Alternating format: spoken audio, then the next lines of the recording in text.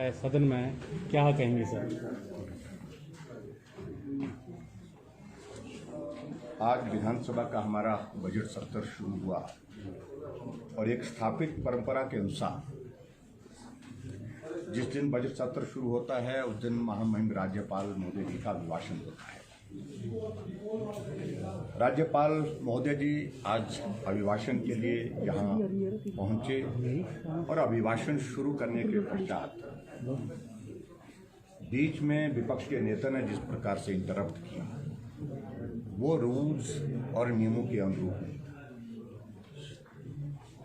जहां तक इस माननीय सदन में या दूसरे प्रदेशों की विधानसभा में भी परंपरा रही है, राज्यपाल कभी अभिभाषण पूरा पढ़ते हैं, अगर नहीं पूरा पढ़ना चाहते हैं तो अपनी बात थोड़ी कहने के पश्चात पढ़ा उसको समझा जाए, इस प्रकार से भी वो उसको प्रस्तुत करते हैं। और इसी माननीय सदन में इस प्रकार से आज से पहले भी हो चुका है। लेकिन अनावश्यक रूप से जिस प्रकार से एक योजनाबद्ध तरीके से कांग्रेस ने एक भूमिका निभाने की कोशिश की, राज्यपाल महोदय जी अभिभाषण के पश्चात स्पीकर चैम्बर में एक थोड़ी देर के लिए बैठे और ये कर्सी रहती है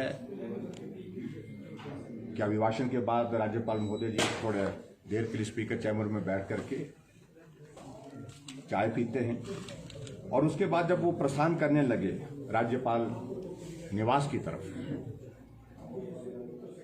तो यहाँ स्लोगन शाउटिंग के साथ विपक्ष के नेताओं ने, विपक्ष के लोगों ने रास्ता रोक दिया। और हम इस बात से सहमत है, नारे लगना लोकतांत्रिक व्यवस्था में कोई बुरी बात नहीं, लेकिन जिस प्रकार से रास्ता रोक दिया गया वो दुर्भाग्यपूर्ण है। और रास्ता रोकने के बाद जब हम आगे बढ़ने लगे, हमने सोचा कि उन्होंने यहां पर बैठे रहना, ये नारे लगाते रहेंगे। राज्यपाल मोदी जी ने कहा कि हम साइड से यहां से निकलते हैं। उन्होंने प्रयत्न किया उस दिशा में, और उस दिशा में आगे बढ़ करके जो है विपक्ष के नेता ने बीच में घुस करके जिस प्रकार से गवर्नर साहब के एडीसी के ऊपर हाथ डाला, जिस प्रकार से उनके साथ अव्यवहार किया, जिस तरह का मतलब गलत तरीके से व्यवहार किया, वो सचमुच बहुत निंदा के योग्य है। और उस सारी इसमें जब रास्ता निकल करके आगे वो जाने की कोशिश कर रहे थे, महामहिम राज्यपाल महोदय जी को गाड़ी की तरफ ले जाने की कोशिश कर रहे थे, तो हर तरह से रास्ता रोक करके राज्यपाल महोदय जी को एक बार नहीं अनेक बार धक्के लगे, गिरने से बचाने की कोशिश करनी पड़ी। आयु को भी देखना चाहिए। और उसी प्रकार से आगे जब गाड़ी के करीब पहुंचे, जिस तरह से गाड़ी का दरवाजा वहां पर जो है तोड़ने की कोशिश की गई, और गाड़ी में जब बैठ गए तो गाड़ी को रोक करके गाड़ी को तोड़ने की कोशिश की गई। गाड़ी के सामने विपक्ष के नेता गाड़ी को तोड़ने के लिए प्रयत्न कर रहे हैं। ये हमने आज से पहले कभी नहीं देखा। विधायक होने का अभिप्राय या विपक्ष होने का अभिप्राय ये नहीं है वो कानून से ऊपर हो गए। इस बात को समझना उनको चाहिए। और जिस प्रकार के कल्चर को वो यहां पर हिमाचल प्रदेश में जो है प्रोत्साहन देने की कोशिश कर रहे हैं, हमने माननीय सदन के अंदर भी इस बात का जिक्र किया है। हमने कहा कि ये कल्चर जो है इस विधानसभा के अंदर तो बात छोड़िए, ये हिमाचल प्रदेश के लोगों को इस देवभूमि में बर्दाश्त नहीं है, और उसका परिणाम अभी आप लोगों ने देखे होंगे। फ्रस्ट्रेशन है कांग्रेस पार्टी में, और फ्रस्ट्रेशन की वजह, सबसे बड़ी वजह है कि देश में समाप्त हो गए, प्रदेश में समाप्ति की ओर बढ़ रहे हैं। पंचायत के चुनाव में जनाजा निकल गया इनका, कहने की परिस्थिति नहीं, अपनी पार्टी हाईकमान को कहने की परिस्थिति में नहीं रह गया कि जवाब देना है तो देना क्या है। विपक्ष के नेता की अपनी पंचायतें हार गई। ऐसी परिस्थिति में अपने रोल को जस्टिफाई करने के लिए इस प्रकार की हरकतें जो है ये बर्दाश्त के काबिल नहीं है। इस कल्चर को हिमाचल प्रदेश में इजाजत नहीं दी जा सकती। दूसरे कांग्रेस पार्टी में वरिष्ठ नेतृत्व की जो है अनदेखी और वरिष्ठ नेतृत्व की कमी का लाभ उठाने की कोशिश कर रहे हैं। नेता की होड़ लगी है और इस होड़ में अपना अपना पद बचाने की कोशिशें लगी हैं।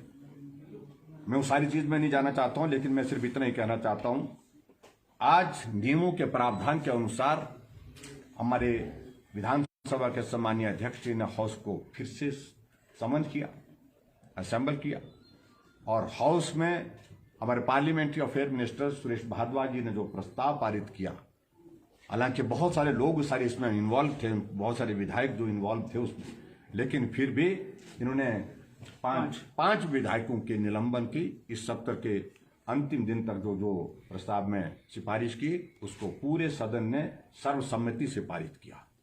और मैं ये भी कहना चाहता हूं, ये हिमाचल प्रदेश का विधानसभा का प्रोमाइसिस है, इसके कस्टोडियन स्पीकर हमारे विधानसभा के सम्मानीय अध्यक्ष हैं।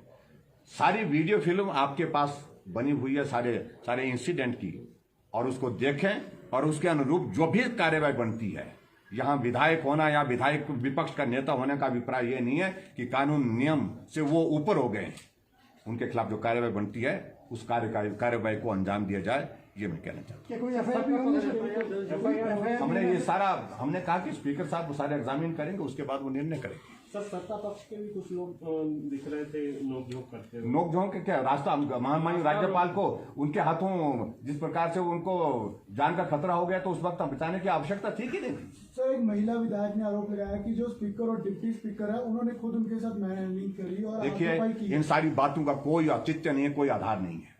वीडियो देखिए, आप देखिए, आप ही देख रहे थे, आपके पास ये सारी फुटेज है, सारी किसने क्या किया है, इन सारी बातों का जिक्र जो है उसमें है। इस प्रकार से ये नामों का इस प्रकार से ये होने का जो है वो उसका लाभ लेने की कोशिश कर रहे हैं, ये दुर्भाग्यपूर्ण है। सर, सदन जो दोबारा बुलाया गया, क्या कांग्रेस के विधायक भी बुलाए गए थे? अब दोबारा सबको मैसेज हुआ तो वो पहुंचे नहीं सर। नहीं आए तो उनकी मर्जी है, नहीं आए तो नहीं आए। सर, ये कहीं सुरक्षा में भी कहीं चूक हुई है? राज्यपाल देखिए, इंटेलिजेंस फेलियर की बात मैं कह सकता हूं, मैं इसलिए बोल रहा हूं, आमतौर पर हिमाचल प्रदेश की विधानसभा की एक परंपरा रही है, यहाँ शालीनता, सहजता, संस्कार, संस्कृति, इसको अधिमान दिया गया है, और ऐसी घटनाओं की कल्पना यहाँ हिमाचल प्रदेश के लोग कर ही नहीं सकते हैं। जिन लोगों ने इस प्रकार का ये आज इस कार्यक्रम को एक स्वरूप दिया, एक षड्यंत्र किया, ये सचमुच में वो लोग इसके पीछे जो है जिसके पीछे एक तरह का, जिसको कह सकते हैं कि जो एक षड्यंत्र करके जो है ऐसा हालात, ऐसी परिस्थिति पैदा करना चाह रहे हैं जिसके कारण खबर बने। मैं बड़ा स्पष्ट कहना चाहता हूं, विपक्ष को जिस भी पर इस बात पर ये कहना है, सदन के अंदर बात कहे, जवाब दिया जाएगा।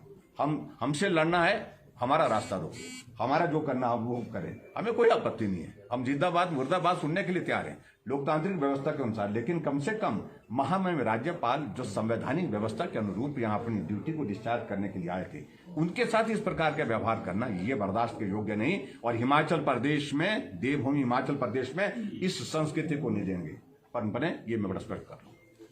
Thank you.